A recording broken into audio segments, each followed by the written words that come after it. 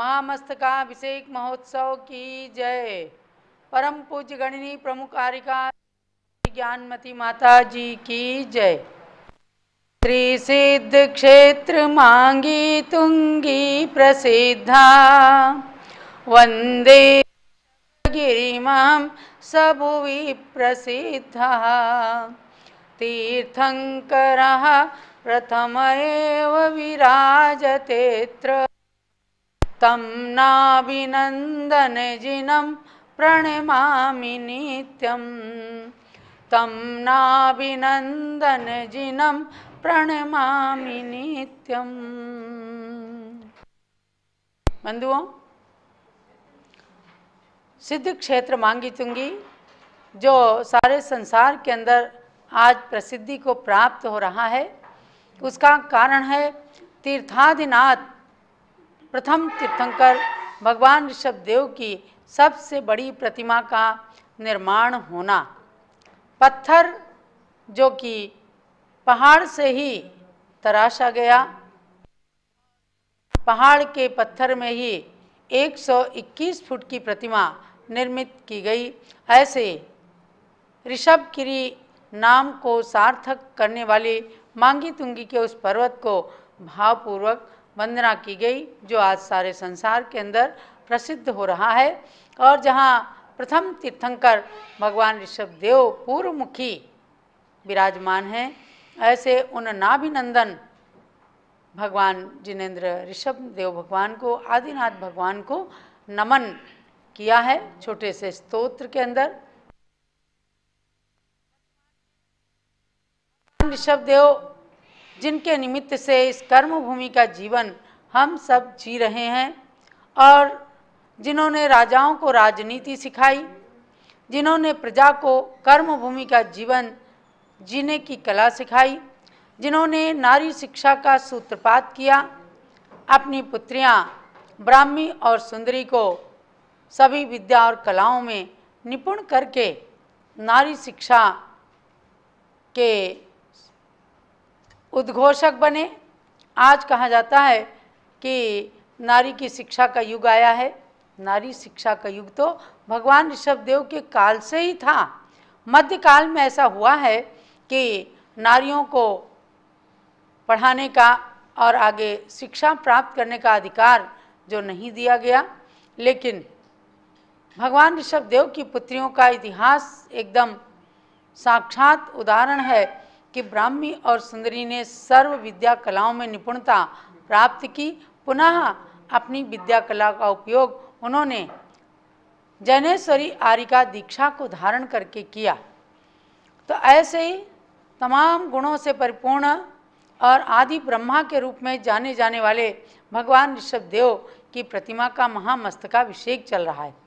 आज प्रातःकाल ही जम्बूद्वीप हस्तिनापुर में कैलाश पर्वत नाम का जो एक मंदिर है, जिसके अंदर सुंदर कैलाश पर्वत के ऊपर 72 जिन प्रतिमाएं विराजमान हैं, उस मंदिर में भगवान ऋषभदेव की 9 फुट उत्तुंग एक प्रतिमा विराजमान है, जो बहुत ही ऐतिहासिक हैं।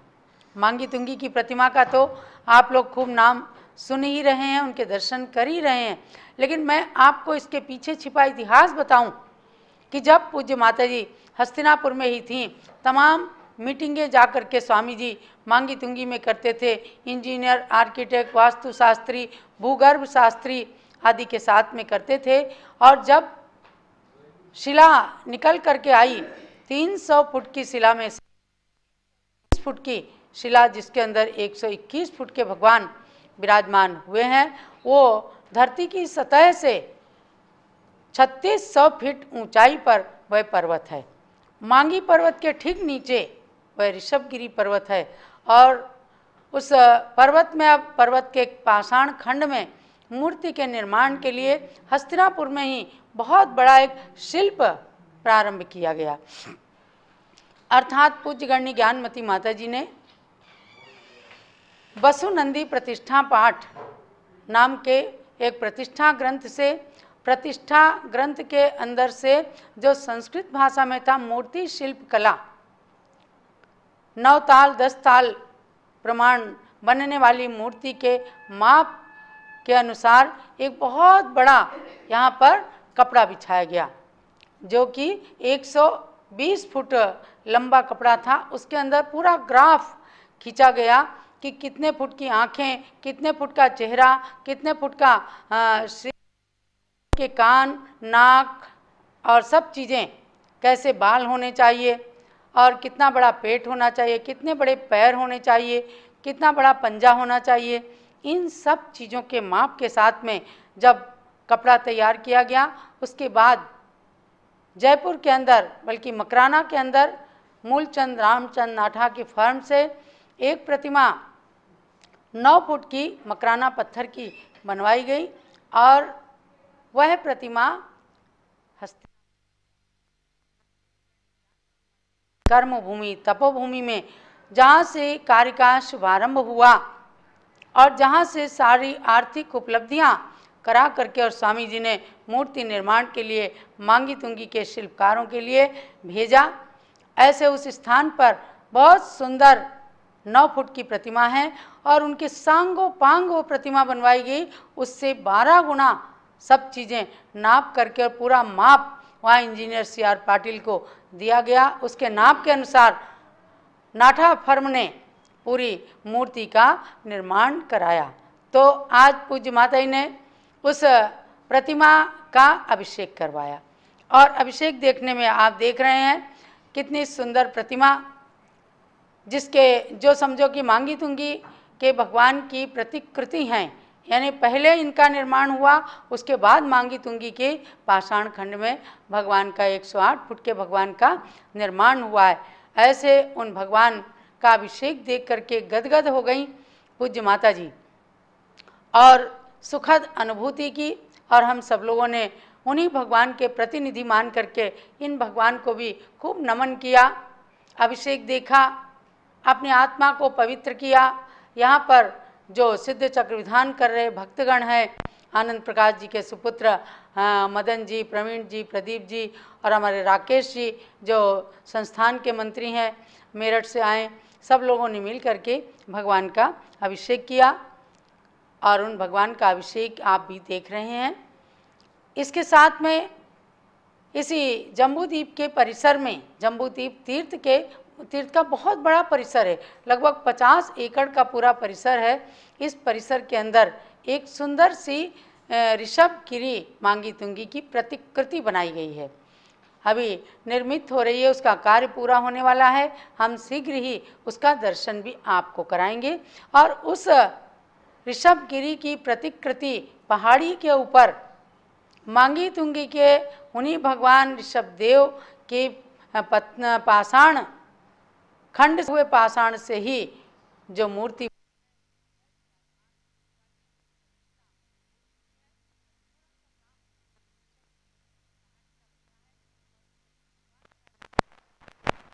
हम उनका भी दर्शन आपको कराएंगे।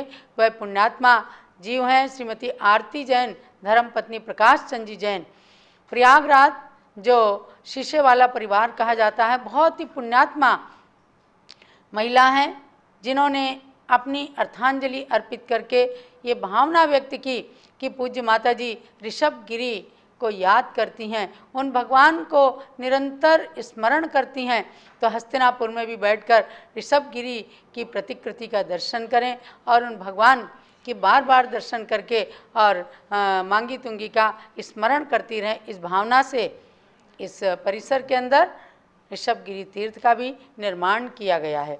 तो भव्यात्माओं, ये सब पुण्य के अवसर हमें संतों के निमित्त से मिल रहे हैं और संतों में भी सर्वाधिक प्राचीन संत साध्वी के रूप में पूज्य गणनी ज्ञानमती माता जी हैं, जिनकी तपस्या को आज 70 साल हो रहे हैं। 70वां चातुर्मास उनका इस जम्बूद्वीप हस्तिनापुर का वास्तव में बहुत ही ऐतिहासिक चातुर्मास समझना चाहिए, क्योंकि हस्तिनापुर का ये चातुर्मास जिसके अंदर जिस चातुर्मास के पूर्व भगवान ऋषभदेव का ये 6 वर्षीय महामस्तकाभिषेक हुआ, जहाँ से अयोध्या शाश्वत तीर्थ के विकास का बिगुल बजाया जा रहा है और जहाँ प्रतिदिन अनेकानेक धार्मिक प्रभावना के कार्यक्रम चलते रहते हैं। यहाँ विशाल जिन मंदिर भगवान शांतिनाथ कुंथुनाथ हरेनाथ स्वामी का बना हुआ है, बन रहा है, बहुत सुंदर पाषाण का, आप उसको देखते भी हैं कितने सुंदर उसके अंदर कारीगरी है, छत का काम चल रहा है। ऐसा लगता है उसको देख करके कि जैसे अकृत्रिम रचना का पूरा रूप धरती पर उतर आया हो।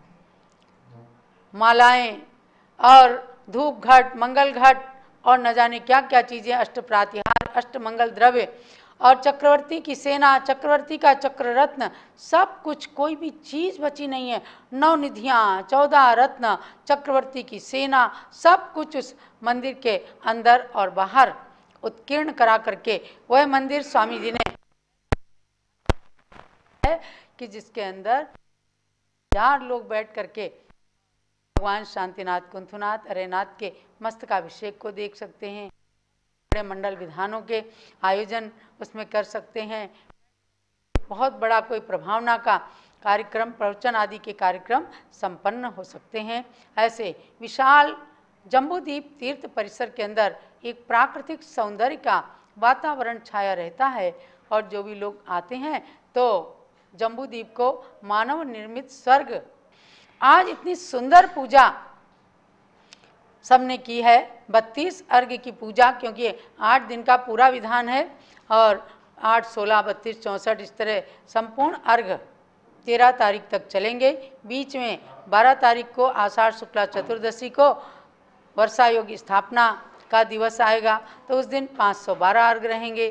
13 तारीख को पूर्णिमा के दिन 1024 अर्घ्य और 14 तारीख को पूर्णाहुति हवन के साथ कार्यक्रम संपन्न हो जाएगा। हमने आज सिद्ध परमेष्ठी भगवान को दीपक चढ़ाने के मंत्र के पद्य को लेकर के इतना सुंदर पद्य पढ़ा कि पूज्य ज्ञानमती माता जी इतनी पुरानी हैं, प्राचीन हैं, लेकिन आज की सुंदर